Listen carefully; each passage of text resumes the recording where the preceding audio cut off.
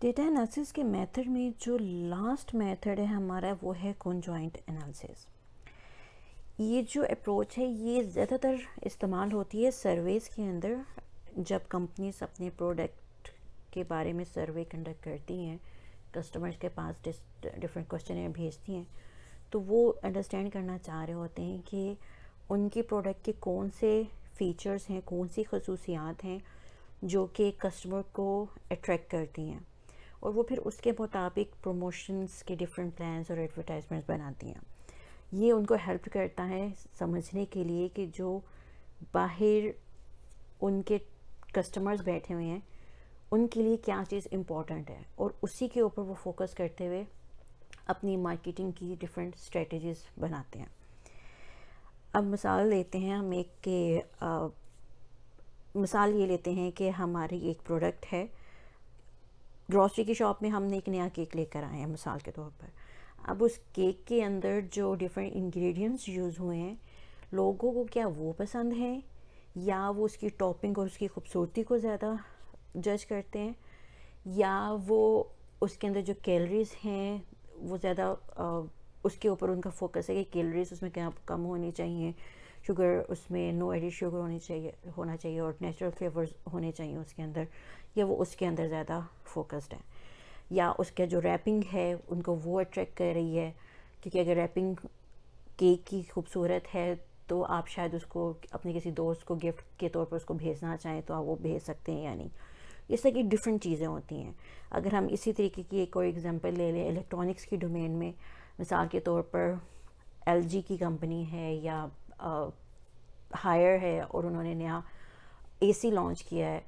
और air conditioner कोई भी उन्होंने लॉन्च किया और उसके डिफरेंट फ़ीचर्स हैं। अब वो फ़ीचर हर कस्टमर के लिए डिफरेंट होंगे। मिसाल के तौर पर शायद मेरे लिए सस्टेनेबिलिटी जो है वो ज़्यादा मैटर करती है। सस्टेनेबिलिटी के वो उसकी वारंटी है मेरी 3 से 5 साल हो और वो लॉन्ग रन चलता हो, उसकी लाइफ टाइम वैल्यू ज़्यादा हो। दूसरे शायद कोई और लोग हों तो उनको ज़्यादा उसके फ़ीचर इन्हेंस कर रहे हों कि वो LCD उसके ऊपर डिस्प्ले हो, रिमोट कंट्रोल है एट्सेट्रा, और कूलिंग के साथ साथ स्विंग के साथ उसके अंदर कुछ और फीचर्स भी हों, उसी AC के अंदर हीटर भी हो कि सर्दियों में भी काम आ जाए और गर्मियों में भी आ जाए, तो उसकी डिफरेंट फीचर्स होते हैं। तो ये अब कस्टमर के ऊपर डिपेंड करता है कि उसको क्या चीज़ ज़्यादा, वो क्या किस उसकी खसूसियत को ज़्यादा वैल्यू करता है। कुछ कस्टमर ऐसे हैं जो कि प्राइस फोकस्ड होते हैं, वो चाहते हैं कि उसकी प्राइस ज़्यादा ना हो, कम हो। तो अब ये 3 ग्रुप हैं, 3 डिफरेंट लोग हैं और प्रोडक्ट एक ही है। अब जब वो सर्वे कंडक्ट करते हैं तो वो डिफरेंट सवालात जब पूछ रहे होते हैं, मुख्तलिफ सवालात पूछते हैं, तो उसमें वो यही देख रहे होते हैं कि कस्टमर की प्रेफरेंसेस क्या हैं, ये जो कस्टमर है किस सेगमेंट से बिलोंग करता है, उसकी प्रेफरेंसेस क्या हैं, तो वो उसके मुताबिक फिर एडवर्टाइजमेंट करना शुरू करते हैं अपने उस प्रोडक्ट की। जो हम TV के ऊपर एड्स देख रहे होते हैं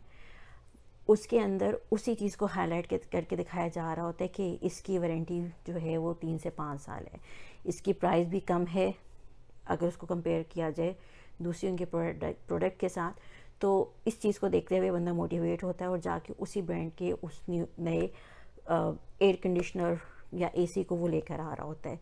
तो कॉन्जॉइंट एनालिसिस इस प्रोस्पेक्टिव में यूज़ होता है, और कॉन्जॉइंट एनालिसिस बेसिकली परफॉर्म ही सर्वे के ऊपर होता है ताकि वो अंडरस्टैंड कर सके ह्यूमन को, उनकी इंडिविजुअल प्रेफरेंसेस को, और उसके मुताबिक वो अपनी स्ट्रेटजीज डिफाइन कर सके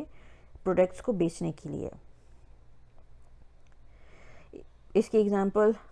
मैं आपको दे चुकी हूँ यहाँ पर, उसी को मैंने यहाँ पर मेंशन किया है कि एडवर्टाइजमेंट और प्रमोशंस के लिए जो है मार्केटिंग और सेल्स की जो टीम है वो कॉन्जॉइंट एनालिसिस परफॉर्म कर रहे होते हैं। ये बिजनेस सेगमेंट को हेल्प करता है कि वो आइडेंटिफाई कर सके कस्टमर को ऑन देयर इंटरेस्ट, कि वो कस्टमर्स को सेगमेंट कर सकें। ये कॉन्जॉइंट एनालिसिस ख़ास तौर पर हेल्प करता है बिजनेसेस को कि वो अपने कस्टमर को सेगमेंट कर सकें बेस्ड ऑन देयर इंटरेस्ट, और उनको टारगेट मार्केटिंग करने के लिए स्पेसिफिक प्रमोशंस क्रिएट करके उनको भेज रहे हो। मिसाल के तौर पर अगर ये जो 3 ग्रुप्स मैंने पिछले एग्जांपल में आपको बताए हैं, उनको अगर उन्होंने अप्रोच करना है, वो उनको SMS या उनकी ईमेल ID या जो भी उनके पास कनेक्शन है उनको अप्रोच करने का, वो उनको अप्रोच करेंगे और वो उनको स्पेसिफिकली उस चीज़ के बारे में बता रहे होंगे جو ان کو جس کو وہ ویلیو کرتے ہیں. جو لوگ پرائس فوکسڈ ہیں ان کو کہیں گے کہ یہ دوسری پروڈکٹس کی نسبت اس کی ویلیو کم ہے, اس کی پرائس کم ہے, تو وہ شاید اس کو پھر کھول کر دیکھ لیں گے. اسی طریقے سے جن کا فوکس فیچرز کی طرف ہے تو ان کو وہ زیادہ بتائیں گے اس کے اندر یہ تمام فیچرز ہیں وغیرہ وغیرہ. اور جن کا زیادہ فوکس ہے کہ سسٹینیبلٹی کی طرف, اس کی لائف ٹائم ویلیو کے اوپر, تو ان کا فوکس ہوگا کہ سب سے پہلے وہ اس کے اوپر بات کریں, پھر باقی اس کی دوسری جو خصوصیات ہیں اس کے اوپر وہ بات کر رہے ہوں.